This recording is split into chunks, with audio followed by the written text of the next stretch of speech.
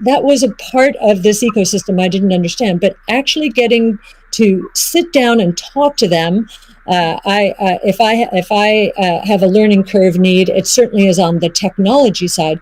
But in terms of talking to them about economics, economic theory, failed monetary regimes historically, they know economic history, many of them, better than anyone I've ever met. So that gives me a great degree of confidence that they do believe they are on a noble mission. They could be paid a lot more than they're being paid right now if they worked at Google or Facebook or some of these other areas. But they've chosen, this sense of purpose for a noble goal, and they have incredibly strong technology backgrounds. As well as a good understanding of economic history, especially monetary history. And it gives me a great deal of comfort as I think about the governance of the ecosystem, much more so than I think we would find in other financial ecosystems. And just to give you an example of that, I think 2 years, we were talking about, there's a big debate about reorganizations, I know in the Ethereum network right now. Well, we saw the core Bitcoin developers and others at work back in 2019 when Binance tried to reorganize in order to reclaim 7,000 Bitcoin that were hacked. And they just wouldn't allow it. So we've already had some very good tests of the Bitcoin ecosystem, including developers. So that would be my answer. Thank you. And it's a great transition to the next topic area, which is Bitcoin ethos. And what is Bitcoin ethos? I mean, Bitcoin was born as open source and it's very transparent. There's also a staunch defense from the community around decentralization and a lot of the core principles of Bitcoin. So let's talk a little bit about that and what makes it special. Jack, Square has done a lot to support open source Bitcoin. Can you tell us a little bit about what Square has done and what advice you'd have for other institutions looking to follow in its footsteps? Yeah, I mean, I was very skeptical of corporations when I was a kid, and I'm still skeptical of corporations today. And, as we've used corporations to be, they've been great vessels for what we need to do and the ideas that we need to bring to the world. But, Bitcoin is not that. And when we were considering Bitcoin and how Square intersected, I was really concerned with how we don't disrupt the community in a negative way, how we promote what is amazing about it, and how we help it grow in that way, in the way that it wants to. So we created your team, Steve, which is Square Crypto, which is hiring open source developers to work on whatever they want and whatever they think is most important to help Bitcoin. We created an organization called Copo, which we gave up all of our crypto patents so that the community can use them in defense against trolls and some crazy characters we won't name. And we continue to find ways that, following that Bitcoin path, we're going to create a hardware wallet. We're probably going to do a lot more in hardware.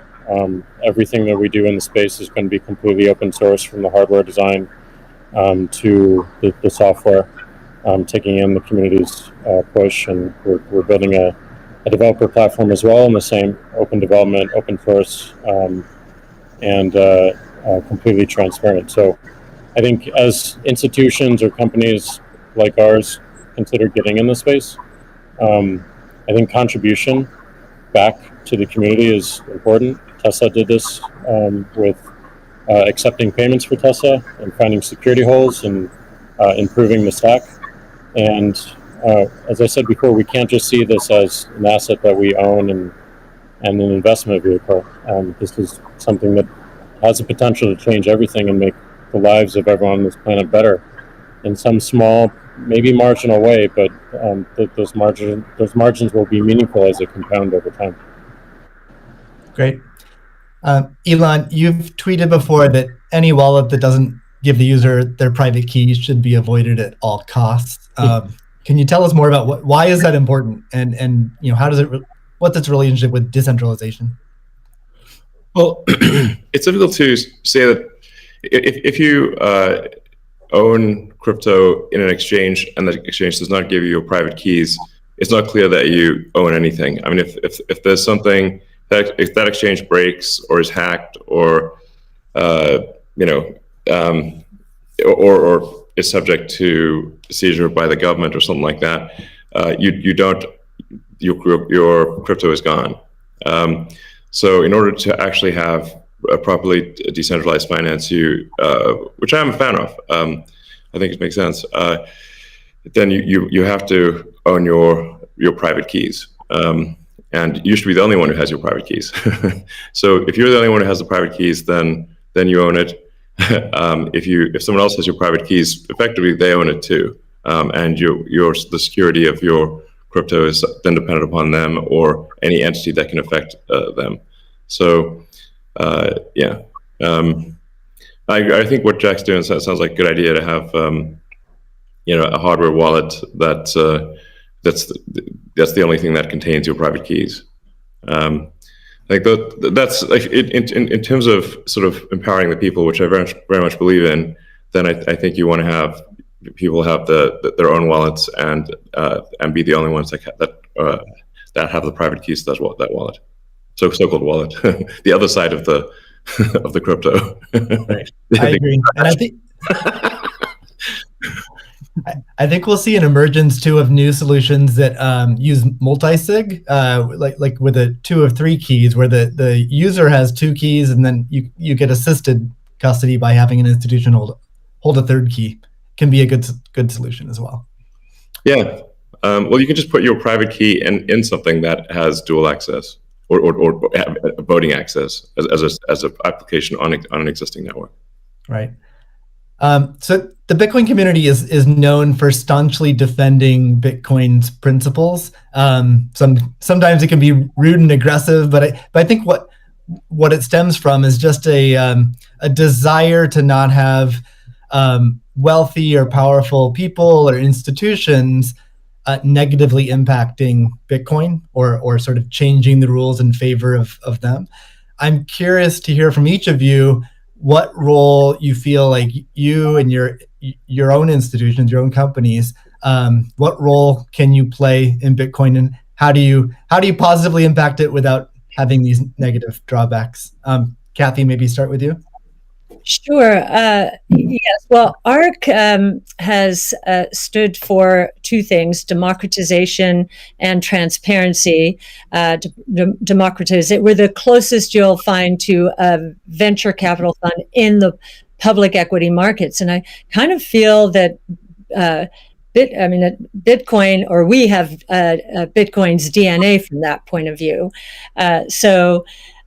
One of the things in terms of democratization is education. We have one of our missions, values, is to educate, and I do believe that that some of Yassine El-Mandra's white papers. Yassine's our lead crypto analyst, who's worked very closely with you, Steve, on this conference, are helping the cause. We've done, and not only for retail investors, we found that we had to do a bit more when it came to institutional investors, just because of the way that they invest and the way they like to receive information. So just like in our investments, we've been, the retail community has been more attracted to us first, and now the institutional community is coming along.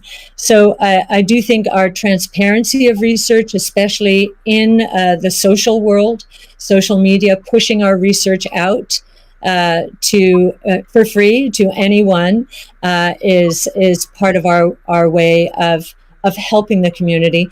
And I do think encouraging, and this is something that Jack just said, I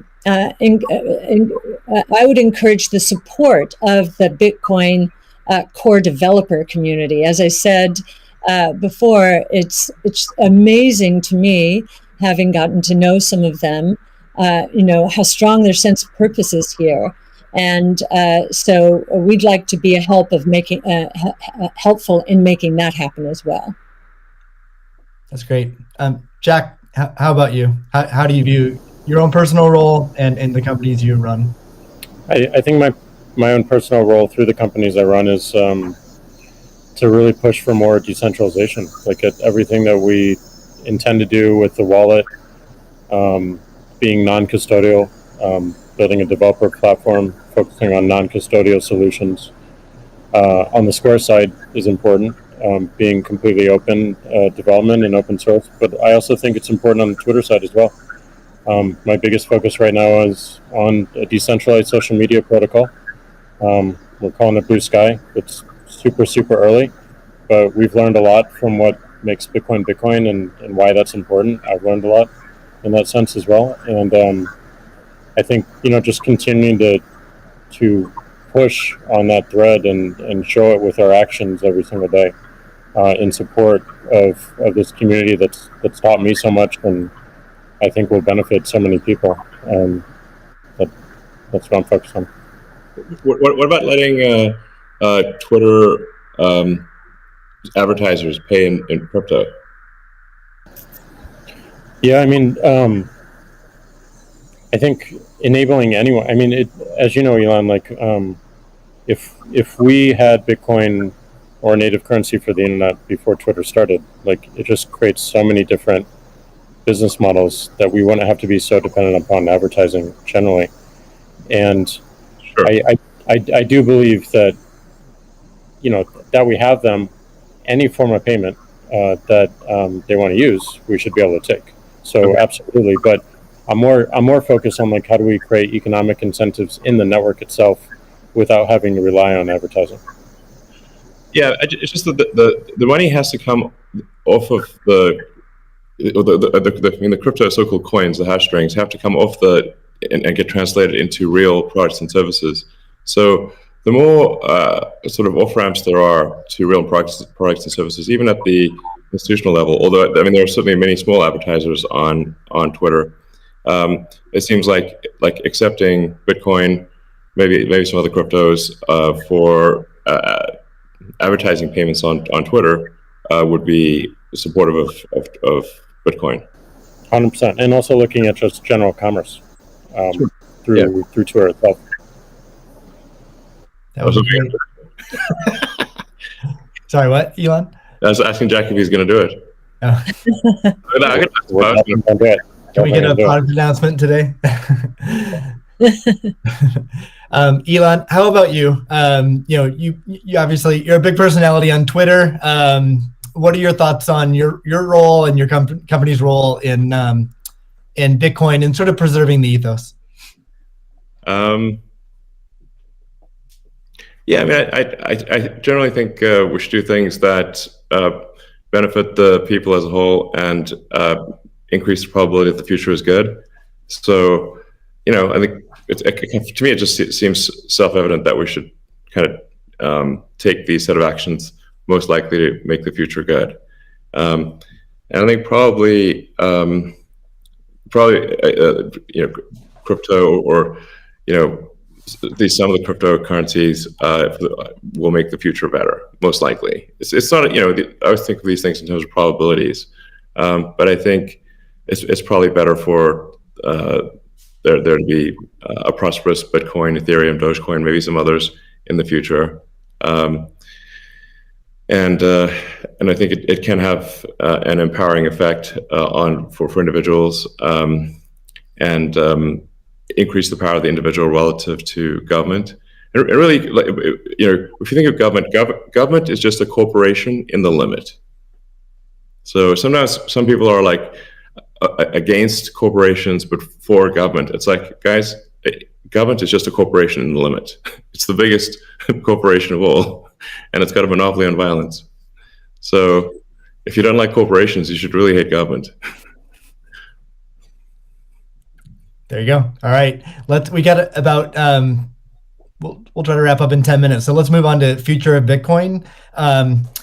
So Tesla and Square have both put Bitcoin on the balance sheet.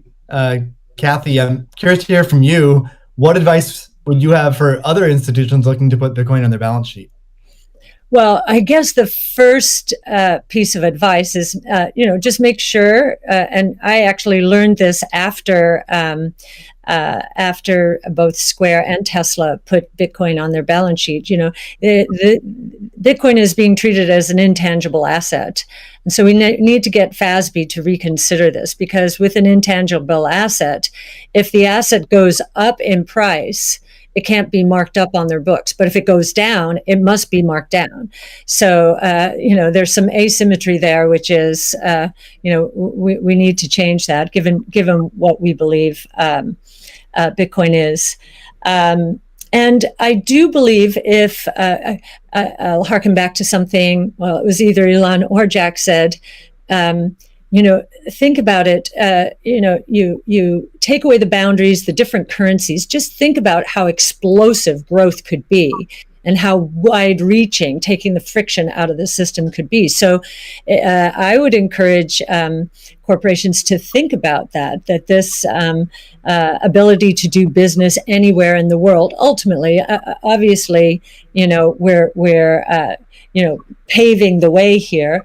That's certainly a consideration. It also will serve as a hedge against inflation, especially, and as I mentioned earlier, there are a lot of emerging markets that are suffering from significant inflation. In other words, the purchasing power of those populations is going down. So they are going to migrate to Bitcoin and other ways to preserve purchasing power.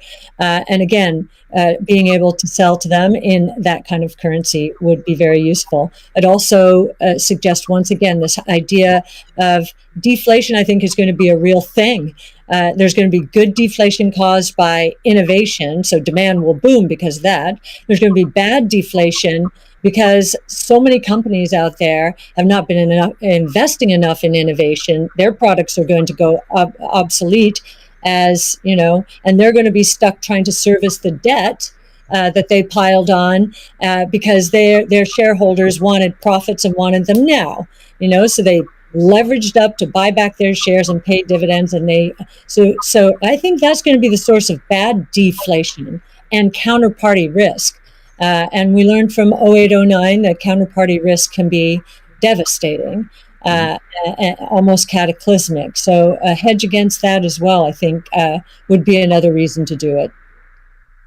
Great. Yeah, it's funny. It kind of like Tesla's bank balances in Europe have negative interest rate. It drives me crazy. Yeah.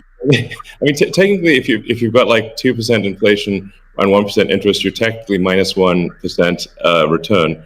But nonetheless, it is quite annoying to just see your bank balance drop in real time in Europe. Europe has negative interest rates. This is insane.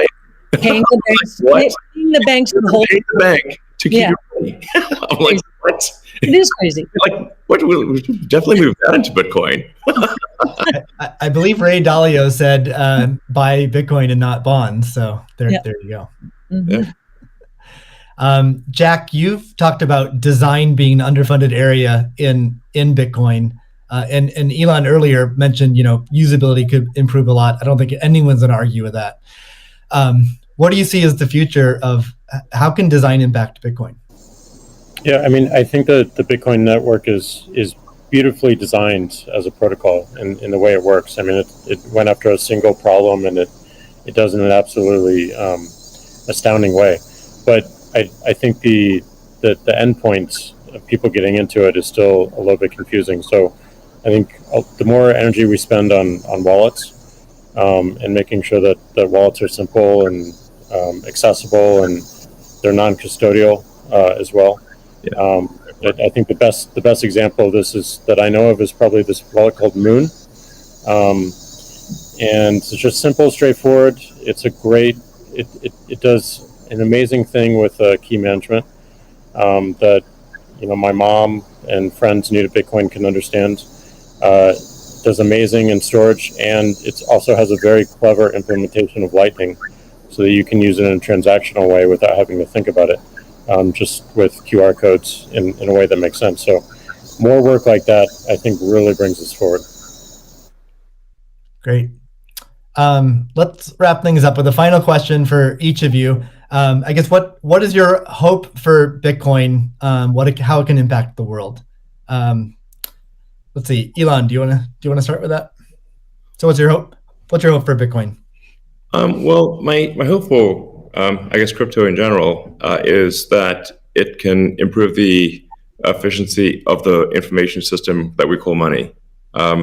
So if the core efficiency of money is improved and money has less error, where, like I said, error is like any kind of government interference or fraud or anything like that, this will naturally lead to basically a better standard of living and more power to the individual, which I very much agree with. Great. Kathy? Yeah, and I would segue from what Elon just said is, money has powerful network effect qualities. And so, we talked about ESG earlier. I think that, of course, that aspiration, having, this money be the best from an ESG point of view, that's really talking about solving some of the world's problems right now, which we definitely want to do. But I also am very excited about this idea of network effect and the convergence of blockchain technology and artificial intelligence from a technology point of view. I think, think about the internet in the earliest days. We couldn't imagine what was going to happen, but the impetus to growth was pretty incredible. So I am looking at this rules-based monetary policy, making for better lives around the world, as we've just said. But I'm also looking at the technology itself and the convergence between blockchain technology and artificial intelligence, to change the world in ways that we cannot imagine right now, solving even more problems, but creating more opportunities as well, which is the history of technology and disruptive innovation. Jack, what's your hope for Bitcoin? My hope is that it creates world peace or helps create world peace. I mean, Elon said it earlier, like we have all these monopolies of violence and the individual doesn't have power. And the amount of cost and distraction that comes from our monetary system today is real. And it takes away attention from the bigger problems, some of the bigger problems that Elon is trying to solve, like get us to a multi-planetary humanity. All these distractions that we have to deal with on a daily basis take away from those bigger goals that affect every single person on this planet, increasingly so. So it may sound a little bit ridiculous, but like you fix that foundational level and everything above it improves in such a dramatic way. So it's going to be long term, but my hope is definitely peace. That's fantastic. Well, I'd like to thank all three of you for giving us your time today. It's been a fantastic conversation. Thank you to the audience for tuning in. The B word is not just this discussion, but we have a lineup of incredible speakers and content. So I encourage everyone to check it out. Thank you very much. All right, thanks. Thank you all. Thank you.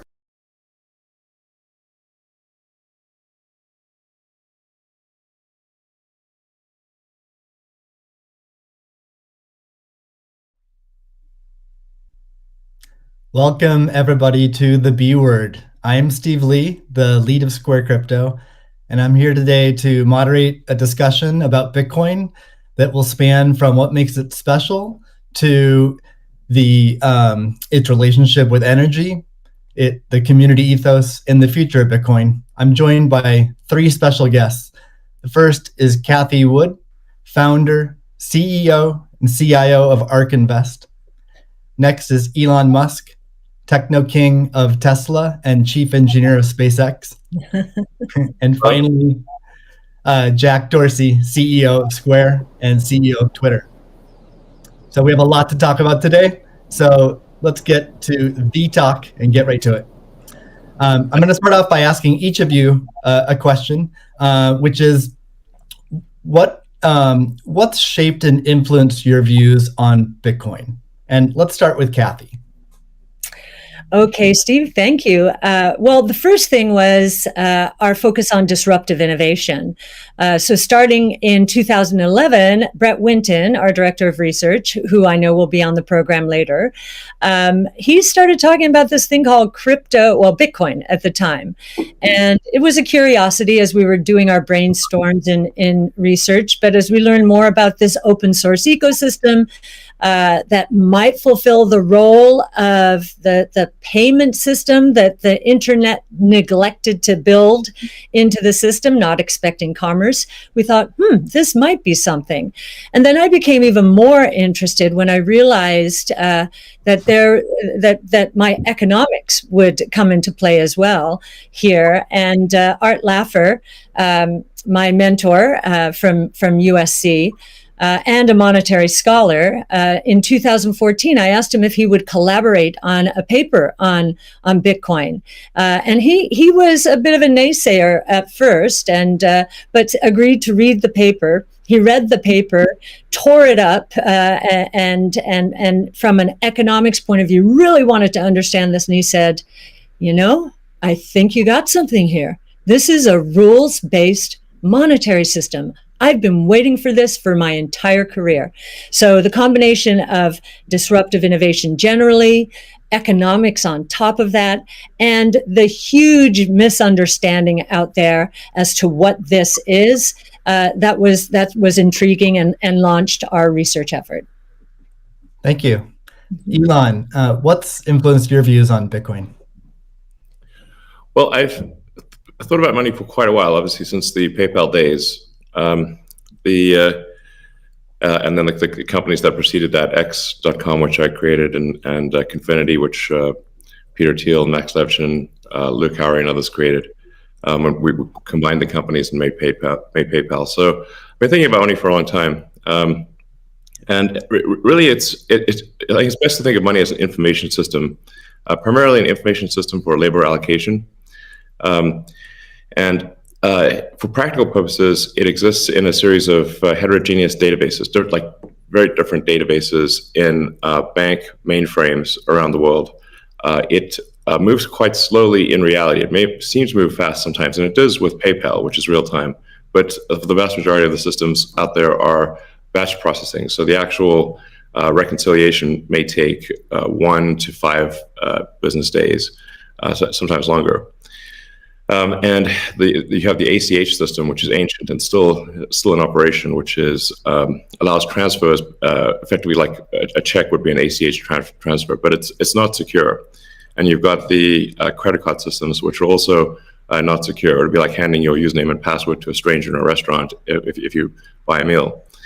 So there's definitely an opportunity for something that is better from an information theory standpoint. So and there you can think of it like data on a network. I think is the way to view it. What has the most throughput? What has the least error? What drops the fewest packets? Fraud, for example, being a source of error. And government interference in currencies being a source of error. But it's fundamentally an information system. So I think it makes sense to support something that improves the quality of information with which we conduct the economy. And Bitcoin is a candidate for that. It does, I think, some things well, and it's obviously it's evolving, and there are additional things like Lightning being done on top of Bitcoin. But Bitcoin per se is mostly solving for scarcity, or rather solving for essentially having no throat to choke, decentralized. So there's no one who can be coerced in any way to empty their Bitcoin account. Well, I guess they could technically, but on an individual basis, but the system as a whole cannot. And it has an open ledger, which is also quite good. But transaction volume is low. Transaction cost is high, and usability for the average person is not yet very good. But it has a lot of potential. And I should say that I'm not, and I apologize for taking a long time, but there certainly is a lot to say. In general, I'm a supporter of Bitcoin and the idea of cryptocurrency in general. But as I've said publicly, we do need to watch out for crypto taking, especially Bitcoin, using proof of work to maybe use energy that's maybe a bit too much and not necessarily good for the environment. So,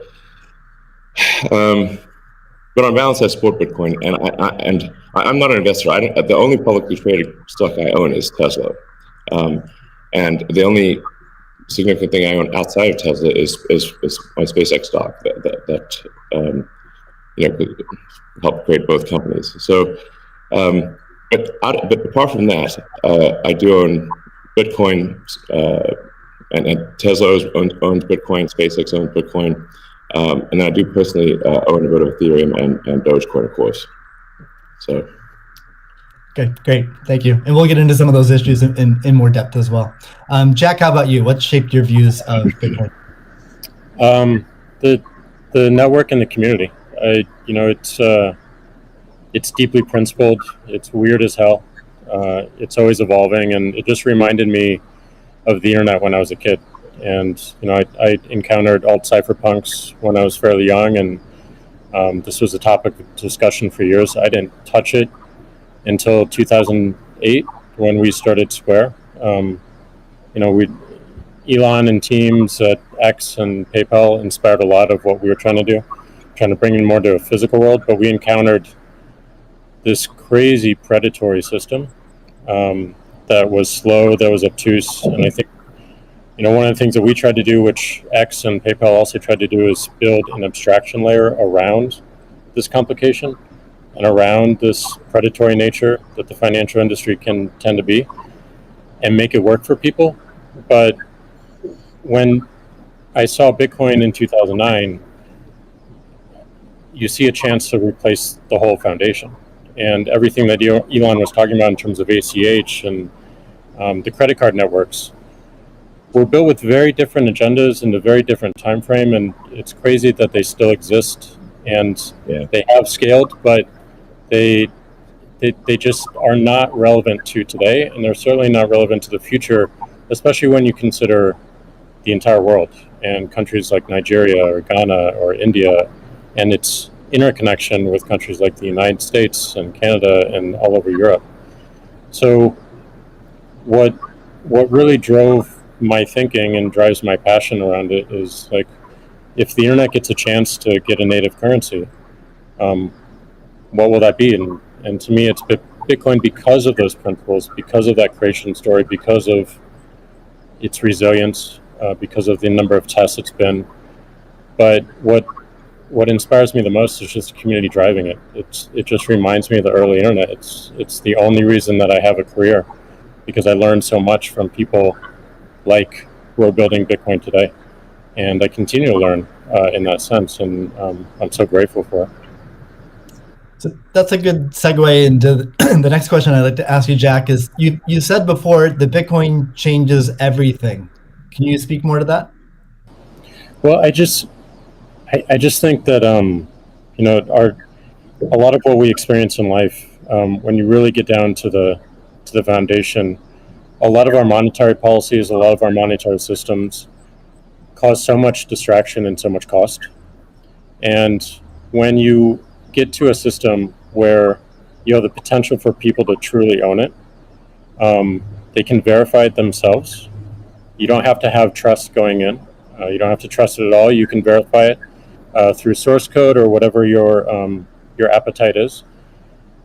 And that any particular person can help drive the future of it.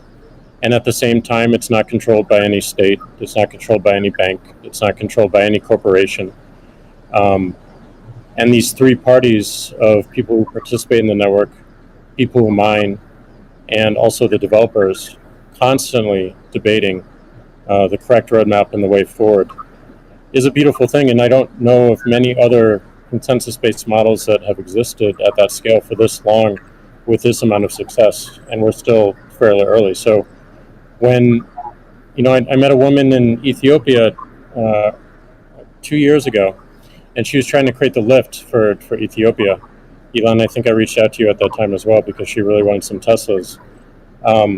She still has to take paper fiat cash from her passengers and pay all of her drivers in the same way because there's no monetary system that she can utilize. There's nothing digital. And Africa as a continent is hugely interconnected from a monetary standpoint, but also hugely taxed in that same way. So a lot of the potential that I see, the internet having a native currency helps her build her business in a much faster way. And also, if you consider something like Bitcoin existing before YouTube, before Twitter, before Facebook, a lot of the business models that we have today would not be the same. We would certainly not have the dependency we have upon the advertising business model if Bitcoin existed pre-Twitter. And I think the amount of business models that it enables, the amount of innovation it enables going forward, especially when you can consider the whole internet instead of going country by country by country by country, which you have to whenever you're dealing with finance, it really just opens the aperture. And that is what I want to see in my lifetime is a currency that is standard and sound for the internet that everyone can use. Great. A hallmark of Bitcoin is its fixed supply of 21 million coins. Elon referenced that earlier. It may be the first system that humans have created that humans cannot later change. Kathy, I'm curious, with your background in monetary history and macroeconomics, what are your thoughts on that type of system? Oh, well, I'll recount the story about Art Laffer and our going through the paper. And he said, as I said, first rules-based monetary system, global, ever. This is a very big idea. Once we had convinced him of the ecosystem itself. Now, this is the role that it's playing, given that the rule is a quantity rule, that 21 million units, is really a store of value role. So there are three roles of money. Store of value, very important. The means of exchange, so for transactions, and the unit of account. Every good priced in terms of whatever the unit is. So store of value is its primary use right now. The others exist. Unit of account, reserve currency of the crypto asset ecosystem. That's being seeded a little bit towards stable coins right now. But the store of value is a very big role. And means of exchange with apps built on top of the Bitcoin blockchain, we think is going to become more of a reality. Right now, high value transactions take place over Bitcoin, and that is a very useful role. So we look at those, and I remember saying to Art, "How big could this be?" And he said, "Well, how big is the U.S. monetary base?" Well, today it's $8 trillion. $8 trillion. At the time we were talking, it was $4 trillion. So we've gone through another crisis since then. And so this store of value, this idea that purchasing power will go up over time if demand rises relative to supply ultimately fixed at 21 million units. That's a very good thing. Purchasing power going up globally around the world. And this idea that it's a hedge against confiscation of wealth. And that can take place in a myriad of ways. But inflation, and especially hyperinflation in emerging markets, is the primary way. Talk about destroying purchasing power. So that's a very big idea. And I'll also mention deflation. In some ways, it's a hedge against deflation. I know some people are confused that we at ARC think that we're in a deflationary environment here in the United States. If that is true, the odds of a hyperinflation in the rest of the world, especially in emerging markets, is also true. So, but this deflation, and we learned from 08, 09, there's counterparty risk associated with deflation. And I think Bitcoin would be a hedge against that eventuality as well. So it's a very big idea. Right. I suspect among us, there's not a lot of debate about Bitcoin's potential as a store of value. But Jack, you referenced earlier it being or becoming the native currency of the internet. Can you speak more to that, and also how it relates to maybe how institutions think about it? Yeah, I mean, like just simple example. If I happen to be in Ghana and my family is in Nigeria, currently I can take anywhere from and I need to send money back, anywhere from 10 to 30% off the top just to send that money back. Whereas if you just focus on the worldwide remittance problem, Bitcoin solves so many of those problems today instantly without having to go through any intermediaries or any slowness or complicated systems that a corporation or a state created. So I think having sound money with that is separate from the state is the idea. Having it completely verifiable by everyone, including the state, including corporations, including individuals, including developers who want to build on top of it, is quite powerful, and that's what keeps it secure and strong. And I think that's we need more of that, which is why this one of the reasons why this conversation is so important is as entities come into the space, it's not just buying an asset and holding on to an asset and treating it as an investment. There's something special that created this, and something precious and something very unique, which has to be protected, and we need to do whatever we can to help that thrive as well. Elon, I'm curious your opinion on this. You mentioned earlier about Bitcoin's throughput, or the importance of throughput, maybe some concerns around Bitcoin. Can you speak? Do you think Bitcoin can become peer-to-peer cash? Well, Bitcoin does have a fundamental scarcity limit at the base layer that's designed in. That doesn't mean you can't have some layer 2 system in theory like Lightning. And I understand Lightning is doing well in some small countries. There's some question mark as to whether you need a money transmitter license. Just a debate as to whether that's needed, given that it is not open ledger. So that's a whole separate debate, of course. But Bitcoin by itself simply cannot scale to be the monetary system for the world at base layer. But with a second layer, this is possible depending upon how that second layer is implemented. Yeah, that's part of why I think there may be some merit to something that may seem silly, like Ethereum, like Dogecoin. I think Ethereum also, like I said, the three things I own outside of SpaceX and Tesla, and obviously it's a Neuralink and Boring Company, but of any significance are Bitcoin by far, and then some Ethereum and some Doge.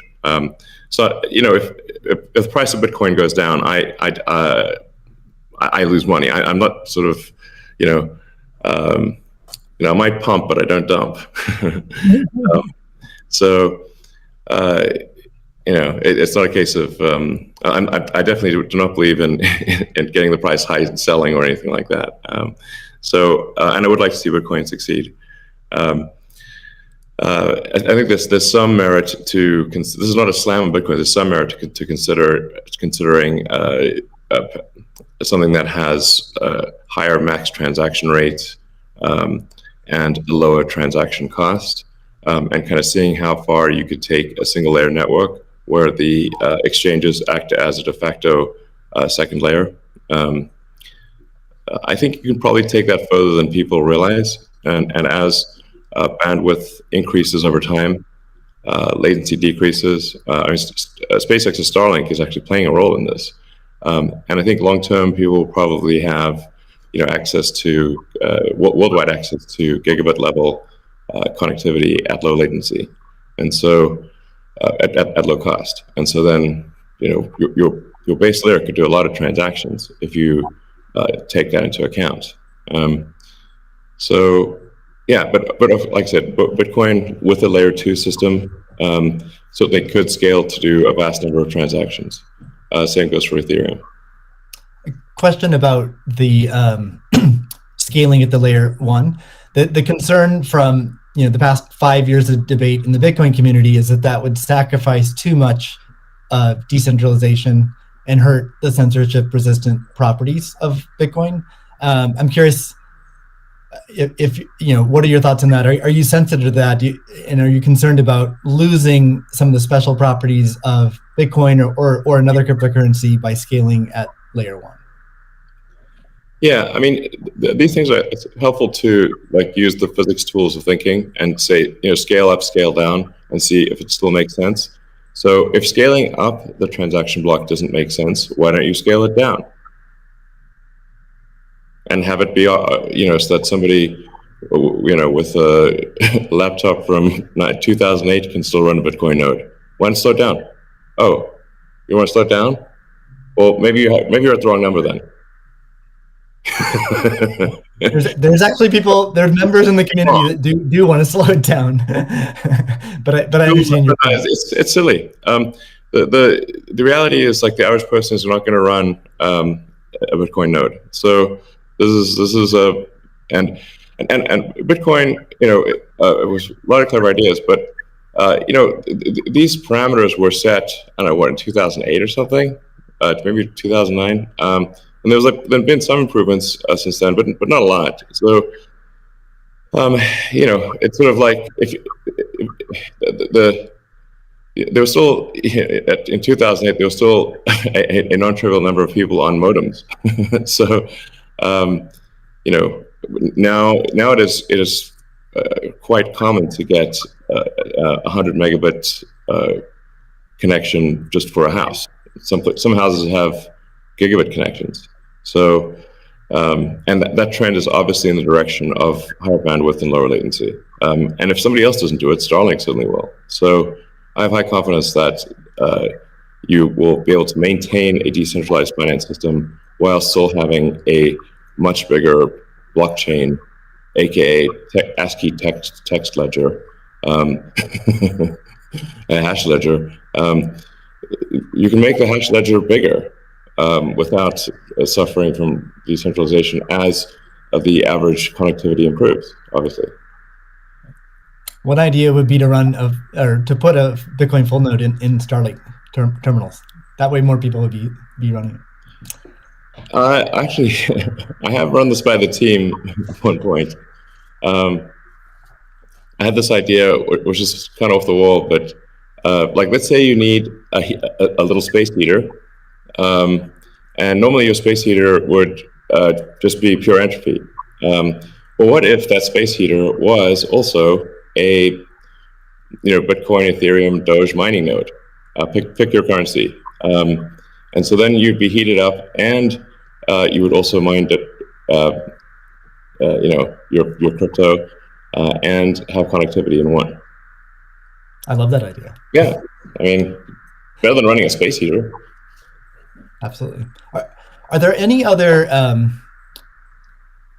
so you're drawn to Dogecoin a little bit. Are there any other gaps in Bitcoin that you see that cause you to be drawn towards Dogecoin? Oh, I think, I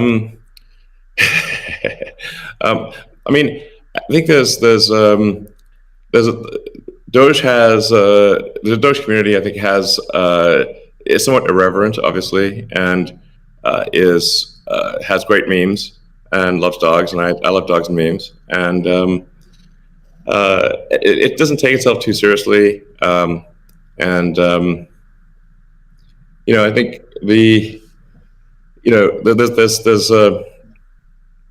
there's Occam's razor, which is the simplest answer is the most likely. It's a summary of Occam's razor. The simplest answer is the most likely one. Then there's a friend of mine came up with a variant on that the most ironic outcome is the most likely one. And then I have a variant on that, which is the most entertaining outcome is the most likely one.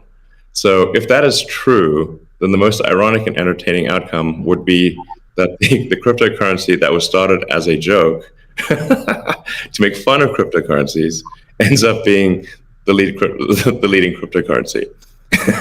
That would be the most ironic outcome. Jack, what are your thoughts on that? Is Bitcoin resilient enough to overcome that? I think it's resilient, but also I think like you find, I mean, that's what attracts me to Bitcoin in the first place is the irreverence. A lot of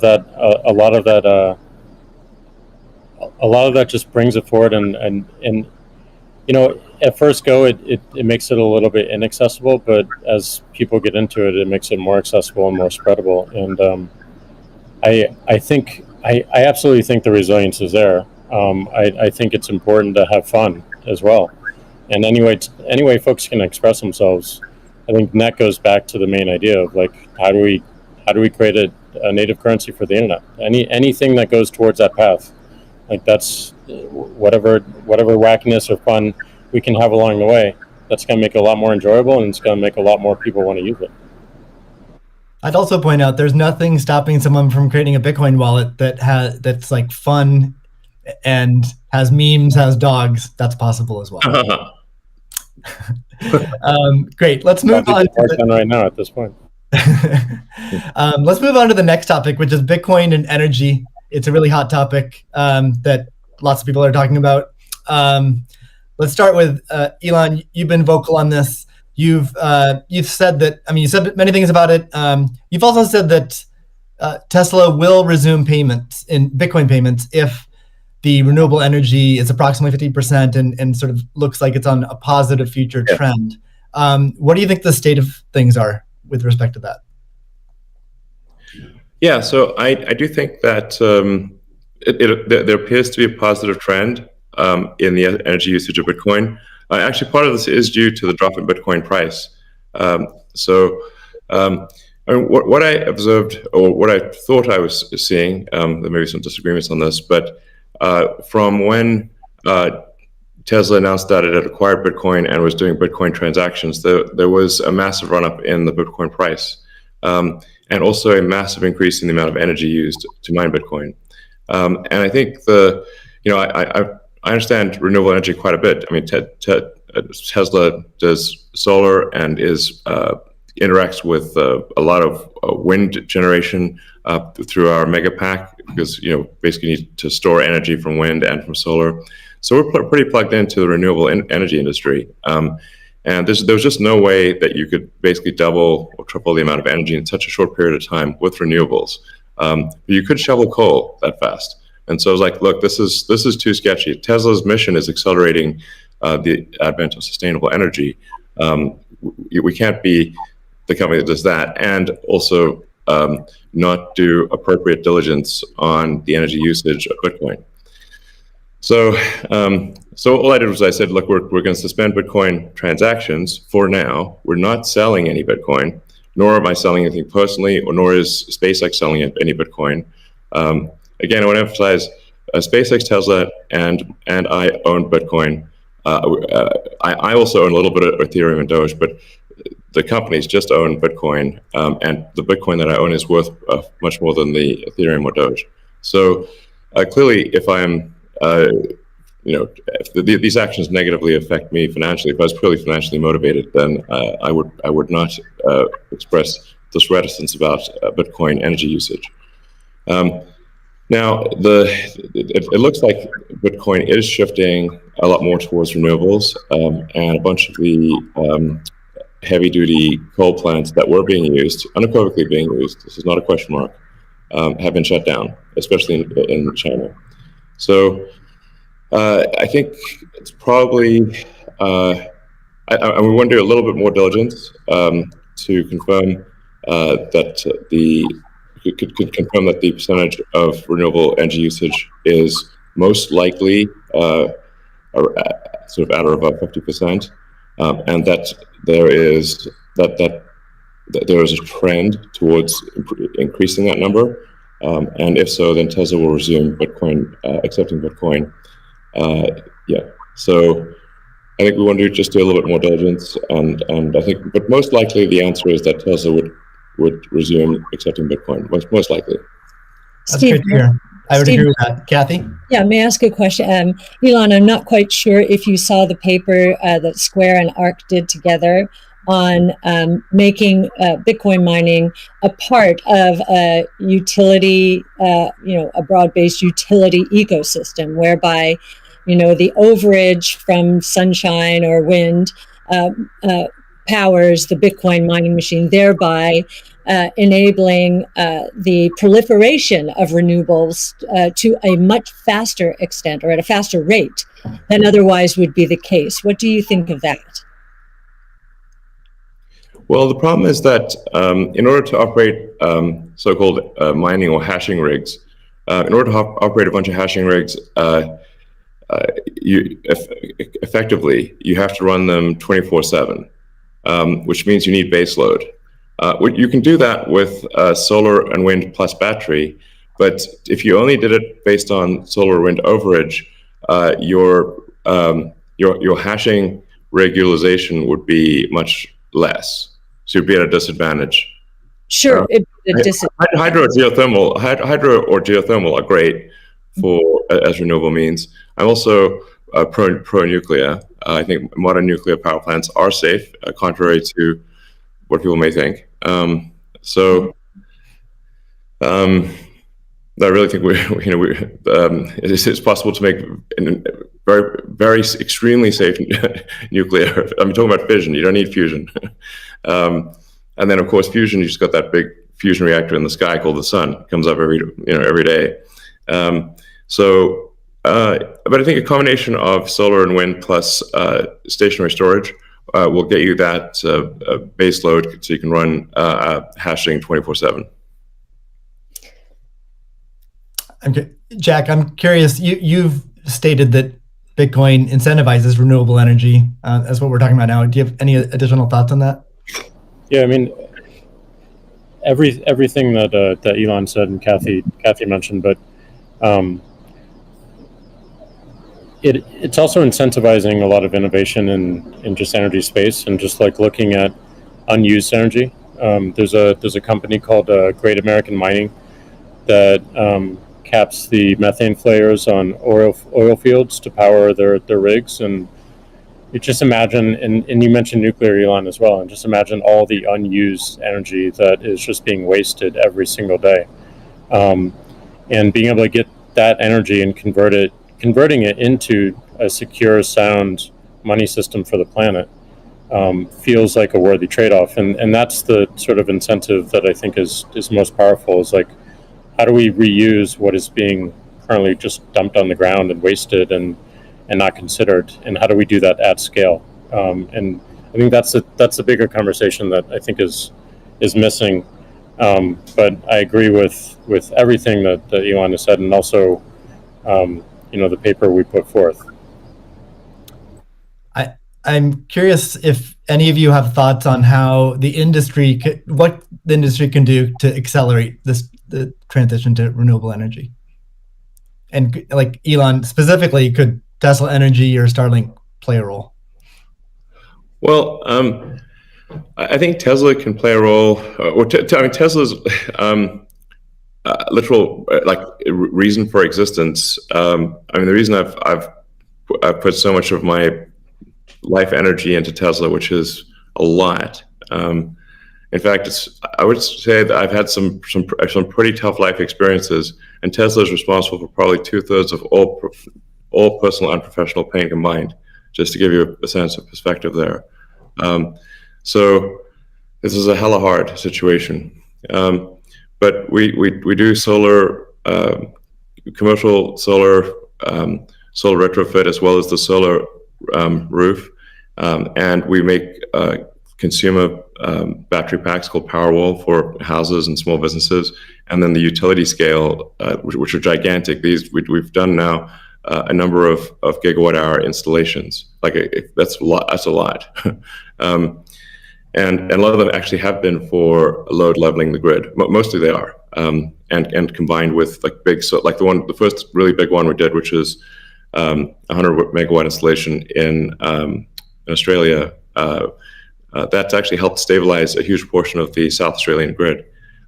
because it's able to react so fast. In fact, at first, because they've got a billing system in Australia that I think works at the sort of millisecond level, and we were operating at the microsecond level.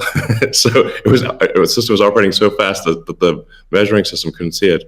But so Tesla's certainly doing a lot to enable renewables, especially wind and solar. And in fact, the limiting factor for us right now is cell production. So we need to both internally get the Tesla internal battery cells produced, as well as increase supply from suppliers. And generally, when I talk to our suppliers, and they say, how many cells would you like us? So how many cells can you make? Because sometimes they're like concerned, like, well, is Tesla going to compete with them on cells? I'm like, no. If you want to make the cells, be our guest. It's just that we need a crazy number of batteries, and they need to be done. It obviously needs to be mined and produced and manufactured in an ethical and environmentally sound way. So, Tesla, we really do aspire to be the good guys, like, to be a company that people can believe in. It doesn't mean we don't make mistakes, but that's what we try. So, but I think generally hydro, especially existing hydro, is good for mining. Geothermal, there's lots of places in the world that have geothermal energy. Like I said, nuclear is also good.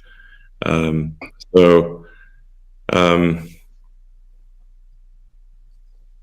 think just I'm like as I said earlier, the expectation is not like that the energy production must be pure as the driven snow, but it must it can't be using. It also cannot be using the world's dirtiest coal, which it was for a moment there. That's just difficult for Tesla to support in that situation. So I think. But I do think long-term renewable energy will actually be the cheapest form of energy. It just doesn't happen overnight. But as long as there is a conscious and determined and real effort by the mining community to move towards renewables, then obviously Tesla can support that. That's great. Kathy, we've been talking a lot about energy, but many institutions are facing questions around Bitcoin's relationship with ESG. Can you maybe speak a little bit more to what is S and G in ESG and how Bitcoin might support those? Sure. So E, of course, is environmental, S is social, and G is governance. And there is a massive movement afoot in the institutional world, especially, to embrace ESG and make sure that their asset managers are doing the same.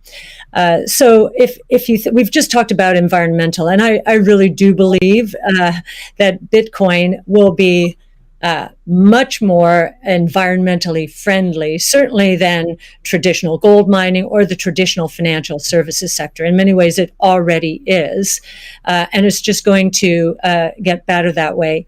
In terms of social, I know that many institutions, when they are thinking of social, they think of diversity and equity, pay equity, and all of that. But if from our point of view, the disruptive innovation point of view, social is much more than that. It is saving lives, of course, autonomous technology, that would be another topic for Elon. But in this case, allowing access to payment technology, as Jack is saying, everywhere around the world without friction. And just back to the remittance example, I think if I've got these stats correctly, there are certain countries in the world that are incredibly dependent on remittances for GDP. To Tonga, 37%, El Salvador, which just deemed Bitcoin legal currencies, 24%, Nepal, 24%. And I think the remittance industry globally, roughly 700 billion. So saving people these egregious fees, think about it, you're paying anywhere from 8% to, as Jack said, 30%. of your $100 that you're sending back to your family. That is social responsibility, I would submit, as is just the economic empowerment that Bitcoin will enable. We've talked about that already. And I know that Alex Gladstein is going to be talking later about the 4.3 billion people in the world who are hostage to authoritarian regimes, or the 1.3 billion who are living in double-digit and triple-digit inflation, if not more. Saving them from the destruction of their purchasing power certainly is a noble social goal. So we expand social to be much more than the traditional ESG community. And then on governance, you've got the transparency of the ecosystem. It's completely transparent, unlike the opaqueness of financial systems and the toll takers in the traditional financial world. And I think a huge part of governance in the Bitcoin ecosystem are the Bitcoin core developers. Now, before I met them, and I've had the pleasure and the honor of meeting many of them, that was a part of this ecosystem I didn't understand. But actually getting to sit down and talk to them, if I have a learning curve need, it certainly is on the technology side. But in terms of talking to them about economics, economic theory, failed monetary regimes historically, they know economic history, many of them, better than anyone I've ever met.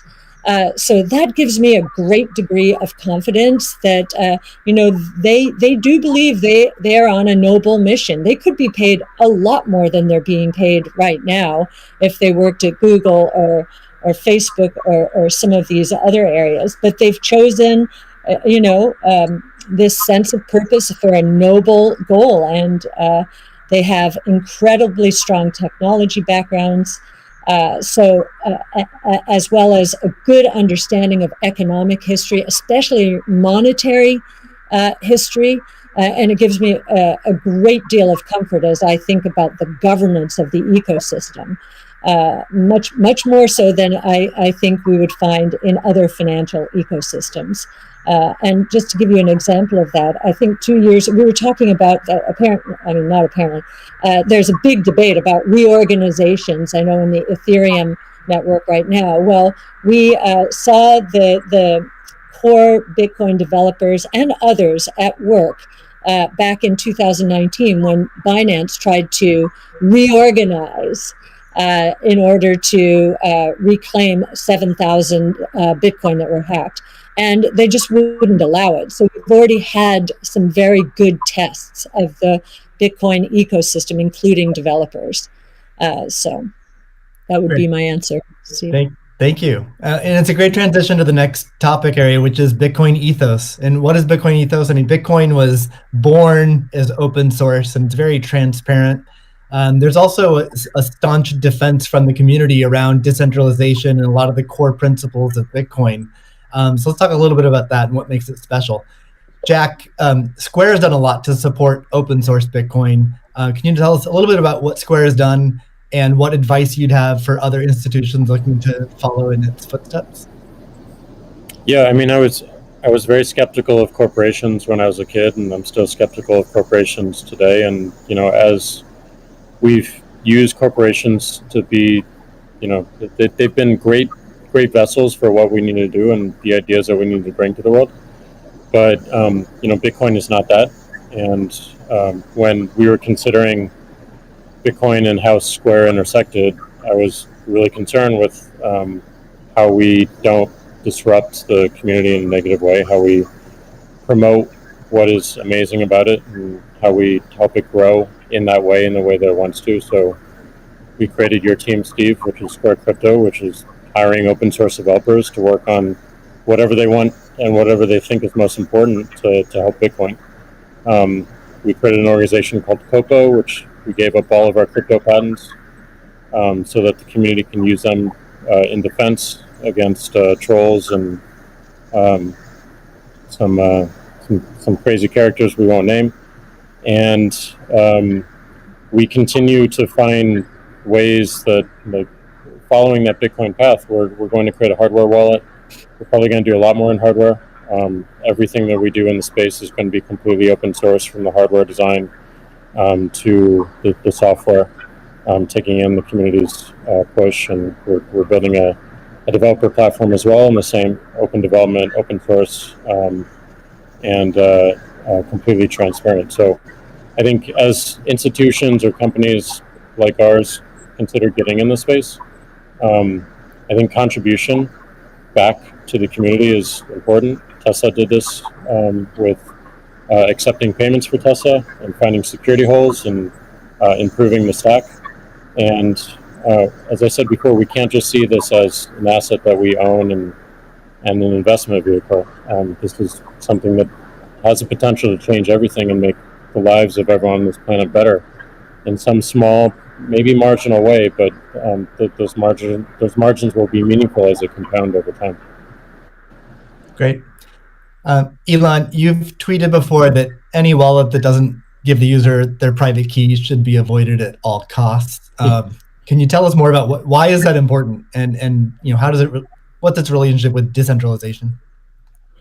Well, it's difficult to say that if you own crypto in an exchange and the exchange does not give you your private keys, it's not clear that you own anything. I mean, if there's something that, if that exchange breaks or is hacked or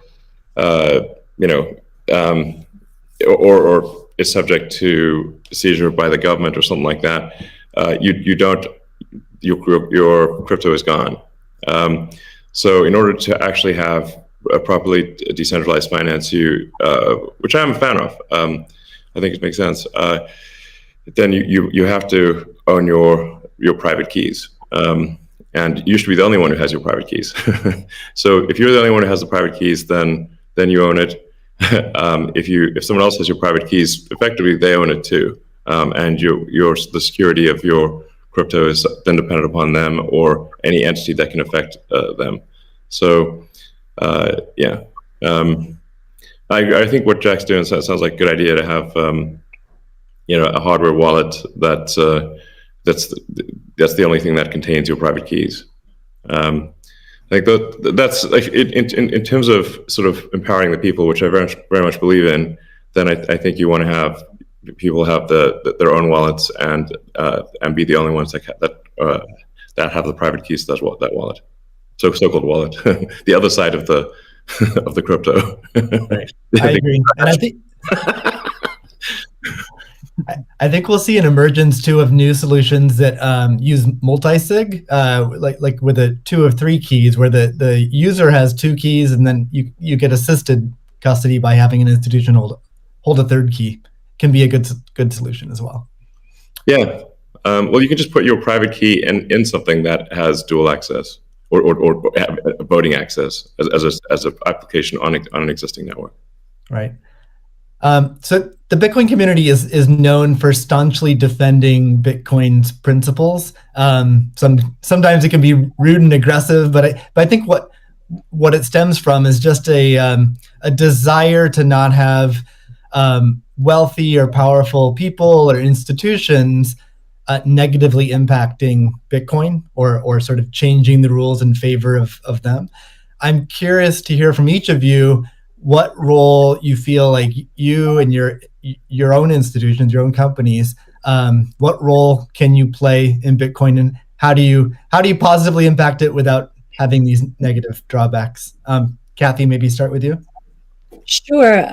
Yes. Well, ARC has stood for 2 things: democratization and transparency. Democratize it. We're the closest you'll find to a venture capital fund in the public equity markets, and I kind of feel that Bitcoin, or we have Bitcoin